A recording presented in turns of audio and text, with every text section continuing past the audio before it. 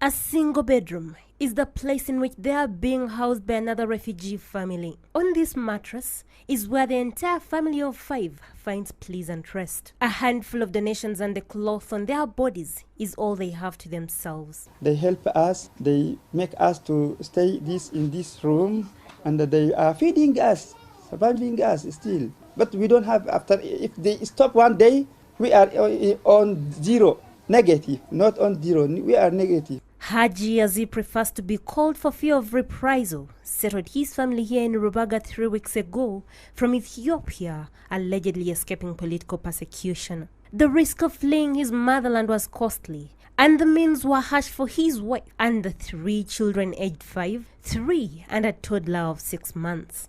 The 2 months on the road, water and bushes were the most torturous, and the wife even breaks down as her husband flashes back. If we see one day peace in our country, we need, but no hope. Besides the cruel weather conditions, the family also had to test their luck against immigration caveats, penetrating foreign borders without documentation only to settle here.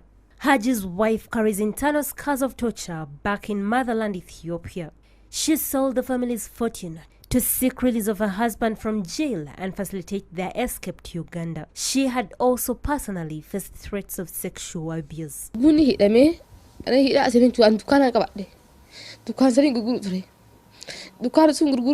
The family hopes their predicament can be solved when they acquire a formal refugee mandate. Their hope, however, is not shared by this family of 5. Ingdabalene Shenko, his wife and 3 sons are now bona fide refugees but still surviving on handouts.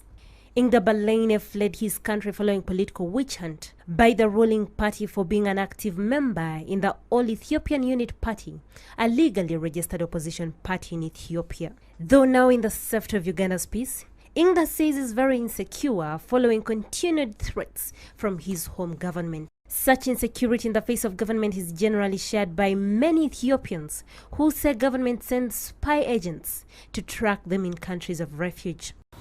I've been attacked several times at my place,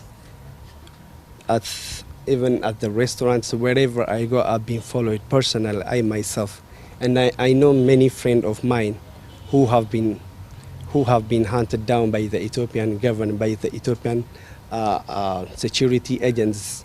Actually, most of them, they have even a refugee status, plus a passport. You don't know who is who. The struggle to acquire an official mandate as a refugee is also another challenge that Ethiopian refugees are facing right now. For instance, Yesha work right here in trying to get an official document was instead issued with a fake identity card that could easily even land her in jail. The question of pending approval of the refugee status of many Ethiopians in Uganda has been tagged to the segregation within immigration offices, which prioritize refugees from countries like South Sudan that are experiencing open wars. And the Ethiopian refugees have been considered as if they don't have a problem in the country. Most of the service providers, they suggest them to go back to the country as if they don't have a problem. We wanted to get equal rights like others Somali or others refugee. We wanted to get ID. We wanted to get equal rights from UNHCR or Office of the Prime Minister, of Interaid, of HASH. The refugees want all authorities to recognize the circumstances back home and hence regard them accordingly. We need the refugee of Uganda. We need 3 things. The first one, we wanted to listen our pain, our reality.